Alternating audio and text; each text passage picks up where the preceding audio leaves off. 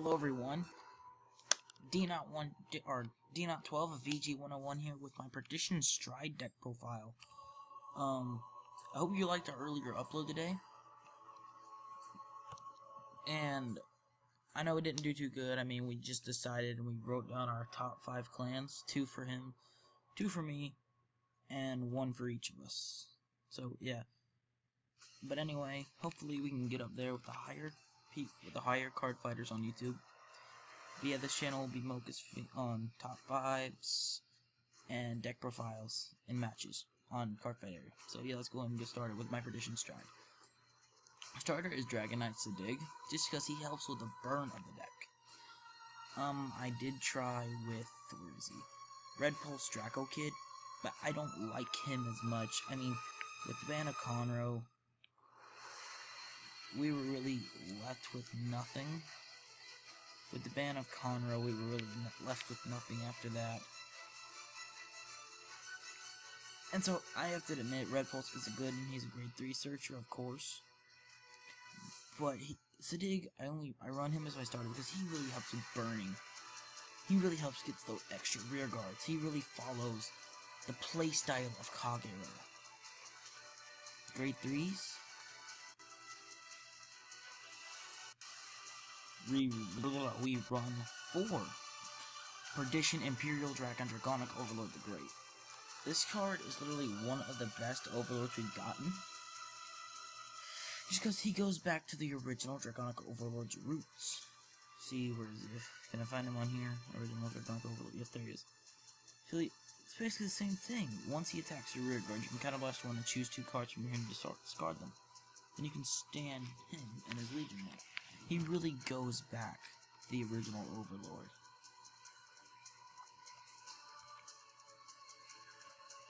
And then you can choose one of your guards with the same name as your unit in the Vanguard circle and retire it, and then you can retire one of your opponent's rear guards.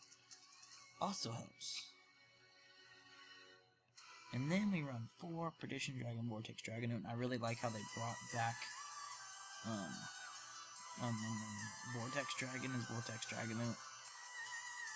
Because Vortex Dragon was a very good card for Kai in Season 1, and these 2 are his main cards, Draconic Overlord and Vortex Dragon. So basically, I just find it's really cool what Bushiro did with that. Yeah, enough of that, let's go ahead and talk over skill. He basically does what Vortex Dragon used to do. See, Vortex Dragon here at the beginning of your main phase, Soul Charge 1, but you don't do that with Dragonoot. But you do retire a rear guard. So what you do, counterblast 2 and choose 1 card. And counterblast 2 and Persona Blast. If this unit is in Legion, choose 2 of your opponent's grade 2 or less rear guards and retire them. Then, the number of cards in your opponent's damage zone is 4 or less. Choose one of your opponent's Vanguard and deal it 1 damage. Basically, does what Vortex Dragon did. It's just, it's a better or worse version. It's a better or worse version, however you look at it. It's a better or worse version, however you look at it. And also, during your main phase, when your opponent's rear guards play into a drop zone, he gets plus 3,000. Look at that! At the beginning of your main phase, you can soul charge 1 and get plus 2,000. Alright, and then to grade 2s. With the mate, here we have the mate of Overlord, Perdition Dragon Draconic Nail Flame. I like him, but he's not my main rearguard target. That is Menace Laser or Whirlwind, but we'll talk about them in a little bit. Or Sadig. Like I said, we'll talk about them in a little bit. What he does is when he's placed on rearguard circle until the end of turn, he gets counterblast 1. When your opponent's rearguard in the same column as this unit put into the drop zone, you can retire the other unit in the same column. You can retire the other unit in that column. Basically, helps keeps the burn going. Keeps the burn. And then we run 4 of the mate of Dragonoot. The 12k attacker, Perdition Dragon Whirlwind Dragon. Nothing to say, he's really just a 12k attacker. Doesn't help with the burn.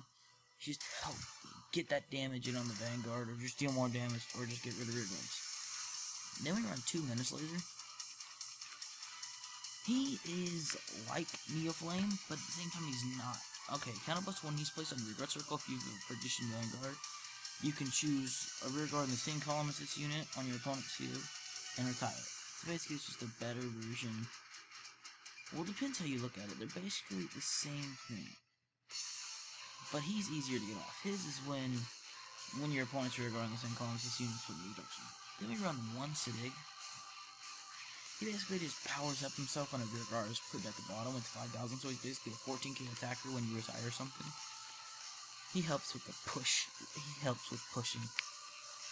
Grade 1s. Alright, we run 4. Oh, we run 4. 4 Gojo. If you don't run Gojo, 3 or 4 in a Kagero deck, it's fine, but I see you should be running 3 or 4, just because he helps building up the drop zone for Legion and getting the cards you need for Persona Blasts, if you get what I'm saying. Alright, then we run 4 Perfect Guards. Nothing to say about that, just 4 Perfect Guards. Helps you build up the drop zone. And 4 of the 10k attackers, like with the 12k attacker, just helps bring in that damage, or helps retire your cards. And then, one of the weirder choices I've made, Perdition Dancer Ana, 2 of her. So plus 1 Perdition. When this unit is placed on rearguard circle, if you Vanguard with Perdition in its card name, and your opponent has no rearguards in the same column as this unit, you may pay the cost, and you can unflip 2 cards. And I guess it helps sometimes. That's only really why I run 2 of her. She's most of the time she's really just a ride target for me to ride. Sometimes I do have to unflip damage. Most of the time I don't either. Now let's go into the trigger lineup. Not one of the more difficult, just because they're all vanilla triggers. But I will explain why I run this number of triggers. Run crit, just because Kageros, you want to run crits. And okay, let me go ahead and say this. I did try running 12 quit. I say quit. I tried running 12. Oh god. I tried running 12 crit. There we go. I said it. But it just didn't work like 8 crit and 4 draw does. 12 crit is good when in late game it is good, or early game, however you want to look at it. It is good. We'll admit that much. But your hand doesn't build up. With Twin Drive and Stride, it does get good. I gotta admit that much. But that's not until late game. With 4 draw triggers in this build, your hand builds up quickly. And then 4 heals, basically. But, yeah, let's go on to the Stride deck. It's really hard to explain. Okay, let's go and start off with the obvious Supreme Heavily Emperor Dragon Draconic Overlord, the Ace. So many Overlords. Stride skill, blah blah blah, and then Counterboss 2 and Persona Flip. The number of face-up cards in your G-Zone is 2 or more. To the end of turn, he gets Drive -1, Twin Drive -1, and basically it's just a Twin Drive, alright? Nothing bad. Choose a card from your hand and discard it, and choose a card with Overlord's card name from your hand and discard it. I think about this unit attack to Vanguard, maybe the cost. If you do stand this unit, he gets plus 5,000. Now this one goes back to the original Overlord roots more than Overlord the Great does. Just because you have to -1 triple drive, which brings you the Twin Drive, which he does, you lose 1 drive, so you're back at normal drive. Basically goes back to what the normal Overlord does. And not only that, sure, he doesn't have to attack a rear guard, he attacks a Vanguard. That is more brutal. It'd be kind of weird if they made him attack a rear guard, because he'd be worthless if you couldn't attack the Vanguard and then stand up. Like with Rebirth. I believe Rebirth gets to attack a Vanguard too. I believe he does. Get to, if I can find him. Yes, here he is. Yeah, he does. He gets to attack a Vanguard and then stand up. Basically, they're both brutal, and they, like the original Overlord, can stand back up with an extra 5,000. So, great. The Great and the Ace really go back to the original Overlord roots, and I like that very much, because I really like the original Overlord. It was pretty cool. In fact, hard to get off sometimes, but it was pretty good. Alright, then we run 4 Imperial Flame Dragon, Root Flayer Dragon. One of the harder choices I had to make, because I was thinking of running this guy, Divine Dragonite Mustafa. I was thinking of running him, but I feel like he was the better choice. If you don't know what he does, is counterblast 1 and choose a face down card. And Persona flip any G-Zone card, doesn't have to be just him, which is really useful sometimes. And it's a once per turn ability, but choose one of your opponent's Vanguards, retire, and choose one of your units for each face-up card. Name his name for Mustafa. Until the end they get when this unit attacks hits a Vanguard, choose a card from your damage zone. So this deck is very counterblast heavy, so he would be good because he's a damage on flipper.